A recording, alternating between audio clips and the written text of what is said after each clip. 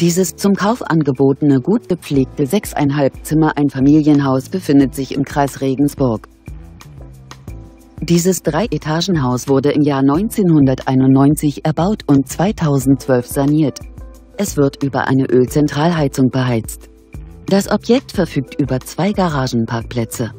Es hat 4 Schlafzimmer, ein Badezimmer, eine Gästetoilette und einen Keller. Auf einer Grundstücksfläche von ca. 989 Quadratmetern bietet das Gebäude eine Wohnfläche von ca. 196 Quadratmetern. Das Haus hat einen Kaufpreis von 895.000 Euro.